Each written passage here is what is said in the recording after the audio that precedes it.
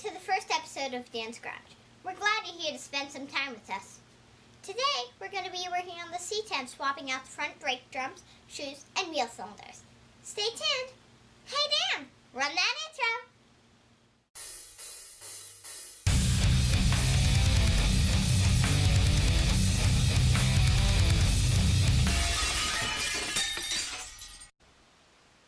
Hello, my name is Ashley, and this is my dad, Dan.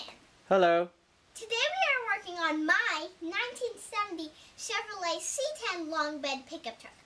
The information here may be the same on 1967 through 1972 trucks. The front brakes have never been done before. We looked all over the internet for some videos and could not find any. So we decided to make our own. Hopefully this will help others out there that need to do the same job. So, our goal is to replace the wheel cylinder, shoes, and have the drum cut. Here's the disclaimer stuff my dad made me say. The information in this video is not certified or approved by any manufacturer or mechanic. If you decide to perform the actions you see in this video, you do so taking the risk of hurting yourself or others. If you do not know what you are doing, please stop and seek help. End of disclaimer. Basically, we don't want you to get hurt, so be careful. The tools you will need are brake tools, air tools including impact gun and air hammer, basic hand tools, pry bar, and a jack and jack stands. First, as you can see, we have jacked up the truck and put jack stands under it. Make sure to shake the truck as hard as you can to make sure it will not fall. Now, first thing we're going to do is, if your truck has these original springs, you want to save those when you take them off and put them back on when you're done, because that helps with noise and vibration when you're braking. If your truck does not have them, don't worry about it. Next thing we're going to do is grind off the heads of these 3 rivets with a grinder, and then we're going to knock them through with an air hammer. You can also use a hammer and chisel if that's all you have. Okay, so we're going to remove the spring and set that aside. We will put that back on later. Now, here's a tip for you. In order to keep this from rotating while you're grinding these, I have a little bar clamp, and you can just bring this in there, give a little squeeze, and that'll hold it steady, or steadier, while you're grinding those heads off. So, let's get to grinding. I'm going to start with this one down here. You want to be very careful not to hit your studs, or else you'll have to put new ones in.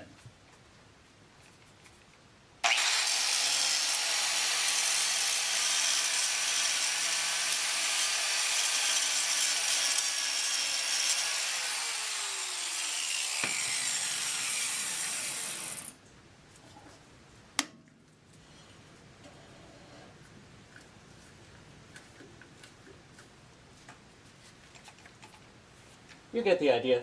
Do the other 2 and we'll come back when I'm done.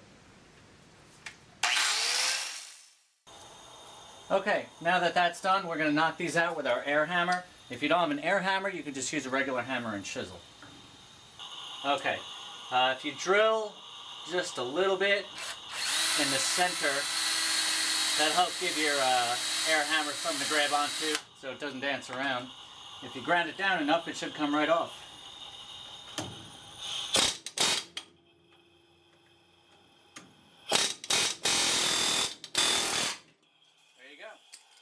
So now that those 3 are off, depending on how well they came off,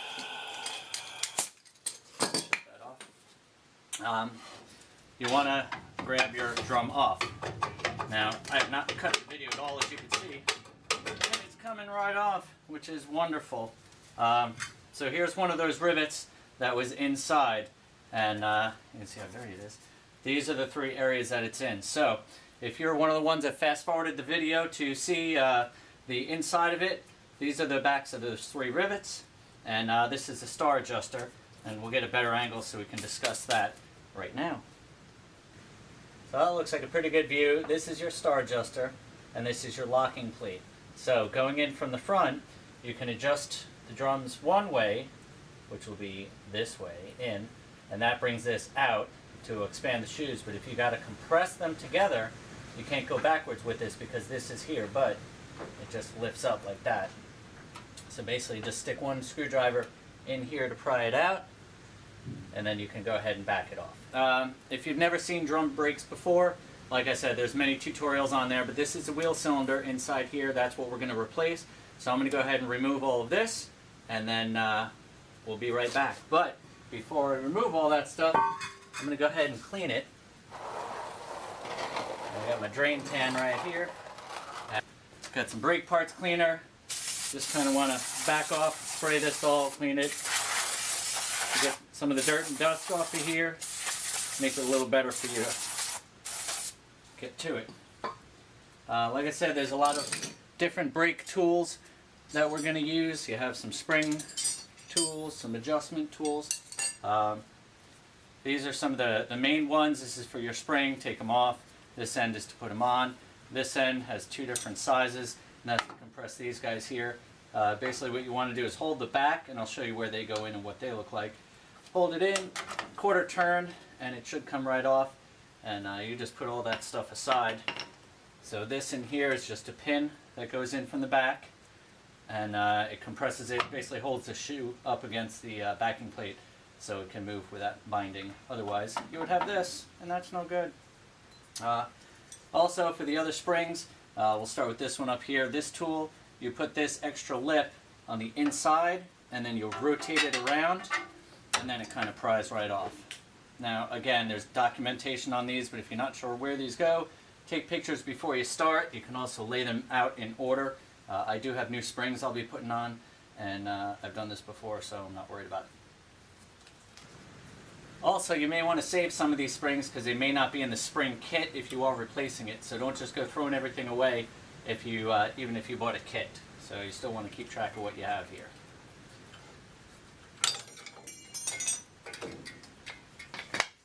Okay, so now that we got all that out of the way, this guy just pulls off here. Now this will only go on one way. It will not go on this way. On here it will not fit right. So you want to make sure you get that the right way. And here's our wheel cylinder. So now it is held on by this nut right here, which is this whole piece. There's a couple things on the back that we need to take a look at. So I'm going to rotate this around and see if we can get a better angle. Alright, so here you can see you have your bleeder valve, and this is where your hose goes in. Now, here's a tip. Remove this bleeder valve because it will help you get this out of the front later on in the process. On the other end of this hose, you have your bracket up over here. So here's your hard line. You want to soak that and remove that with a flare wrench, and then you pull this keeper off, and then this hose will come out. Do not remove the hose from the wheel cylinder just yet. We can do that later. It's a lot easier. So first thing we'll do is get this out of here. Alright, now that we got that line loose on the back, all we have to do is take some pliers and come in here to this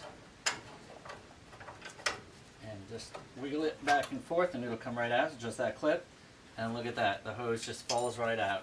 Now, like I said, leave this hose on the other side because you can take it off easier the other way. So you want to take off your bleeder. You can stick a socket on it, and you just want to pull the whole thing out. And again, you want to take this off the back and make sure if your hose is leaking, you're catching it. So we're going to take that bleeder off the back. Alright, so here's your wheel cylinder. As you can see, it's got a bracket up here that goes behind here, so we need to take this nut off. On the other side, I had a lock washer that was on it, bent over. This one seems okay.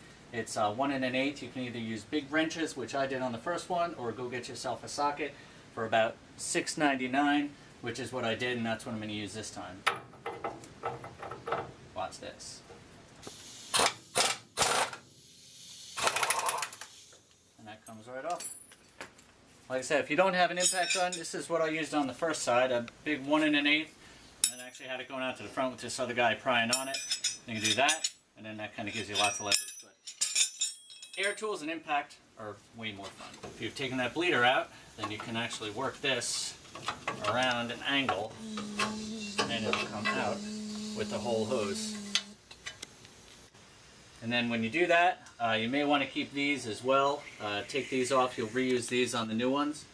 And then you can take this hose off the back if it's in good shape and you're reusing it. If you're replacing it, don't worry about it.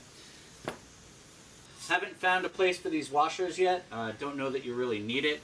Looks like it was just a special lock washer that would hold this, but this has to get torqued down and it actually goes into your knuckle anyway. So I wouldn't worry about it too much. Now, watch the video in reverse to put it all back together. There are videos out there for adjusting drum brakes, so we will not cover that. Thanks for watching, and we hope this helps some of you do this project on your truck. Well, that's it for this episode. You can leave comments below, give this video a thumbs up, and make sure to hit that subscribe button and the bell so you get notifications when new videos are uploaded. So thanks for watching, and until next time, stay positive and keep on wrenching. So, our goal is to replace the wheel cylinder. Cut. That's it. Now, watch the video in reverse to see how to put it all back together. Still rolling. Yeah, just hold it right under the lens so I can I'm pretend I'm rolling looking at the with lens. these. Alright, go. Look, I'm biting his Action. head. Sorry. Sorry. Yes, we're scripted. The information in this video is not certified or Gum. approved.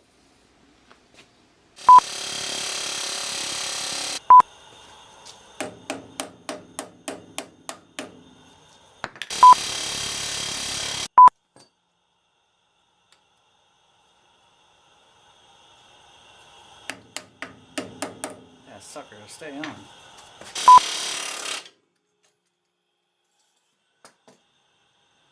Alright. Get this sucker to stay on. How come I have to hammer it on, but then it falls right off? I